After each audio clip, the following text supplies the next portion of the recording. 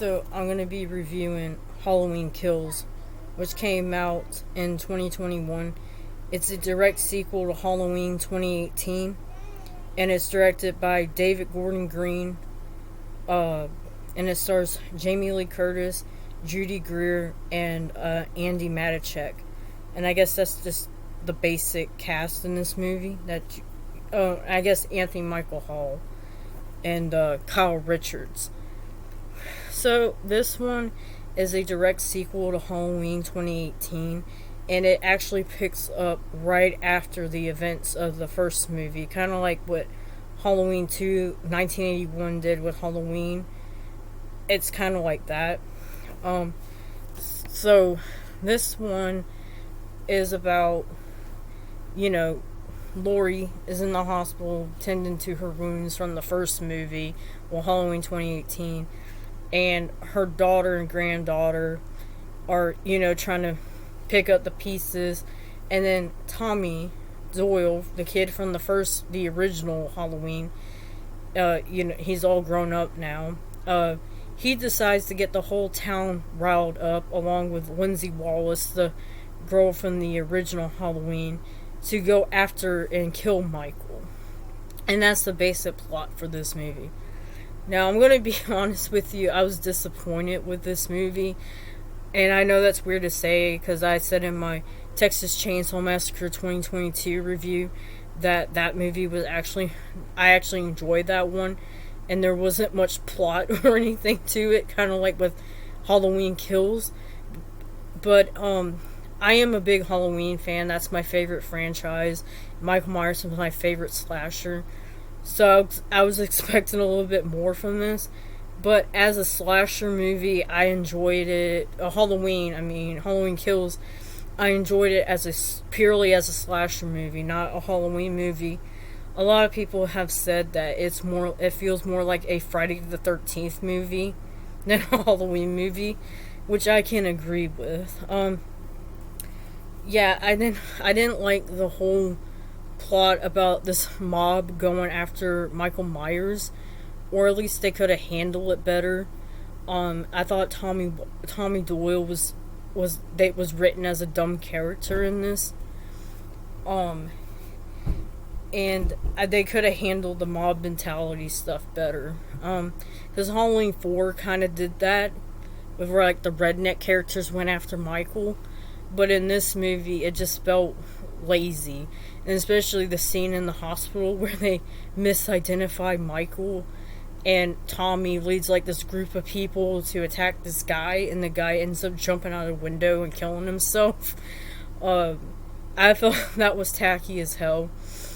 And I thought it was kind of weird that you're trying to make a commentary on why mob justice is bad, but you go down to the corpse of the guy who just jumped out the window, and it's all fucked up in this figure, and you're lingering on it, and I just thought it was weird.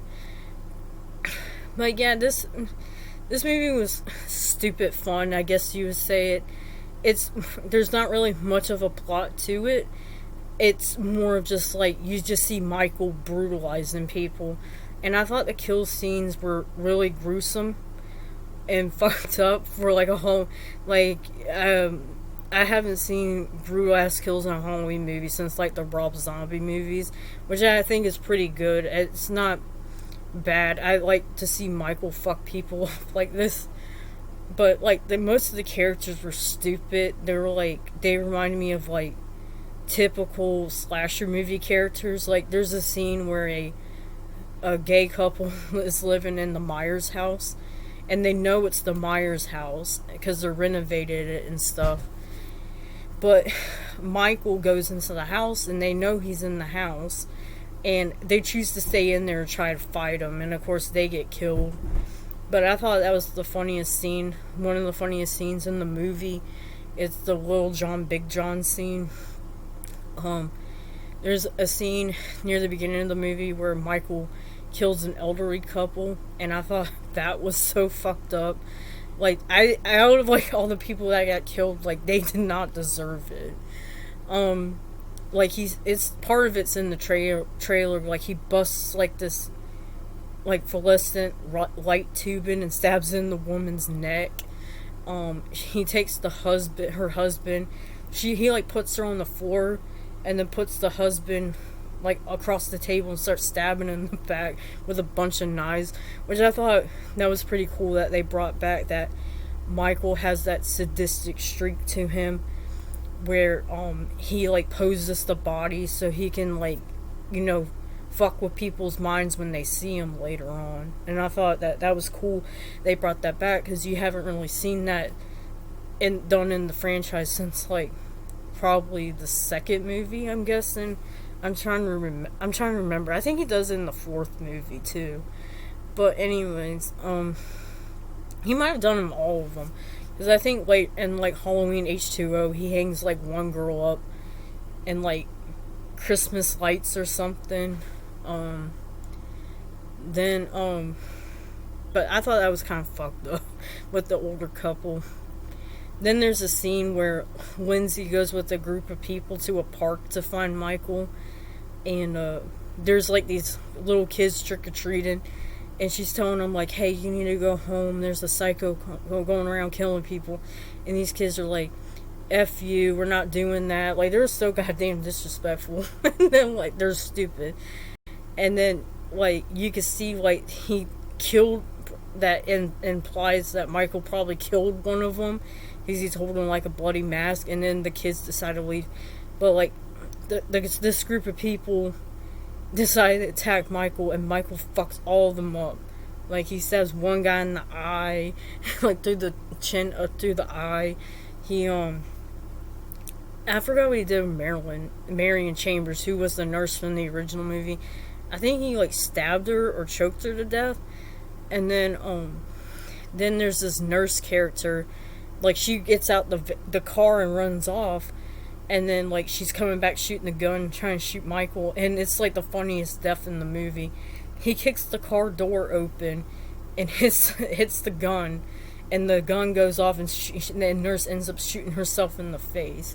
And like that got the biggest laugh reaction in the theater. I also like the 1978 flashback.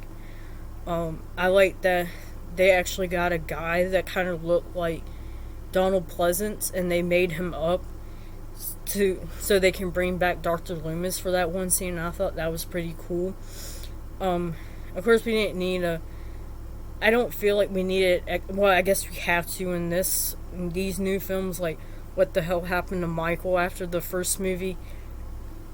But I like that it was more mysterious than the original. But I guess because it's a new franchise, they have to explain it. They also brought back Lonnie Elam, who was the kid from the original Halloween that was trying to go into the Myers house. He was kind of underutilized. That's the thing I didn't like about this movie. The legacy characters were all underutilized besides Tommy Doyle, and I hated Tommy Doyle because he was just written as a dumbass. I also didn't like the scene where they go and the mob goes and beats up Michael, because you already know they're all gonna die because it's the second movie in the franchise. And of course he gets back up, fucks all of them up. Sheriff Brackett got brought back from the original one. He gets killed in that. I'm just gonna spoil this one, I don't care. Yeah, I mean, I don't really know what else to say. The movie was alright, like, just for like a slasher movie, but it was not good as a Halloween movie. The plot was stupid. The kills were pretty cool. That's the only reason why I kind of like it. Michael was brutal as fuck in it. That's why I liked it. I like seeing Michael tearing people up. But yeah, it's not a great movie at all. And I was more disappointed with it, just like I said, because I am a Halloween fan. Oh yeah, I forgot the firefighter scene at the beginning of the movie. That scene was amazing too. Like, they showed some of it in the trailer, but that scene was amazing in the theaters. Like, Michael just fucking up all these firefighters.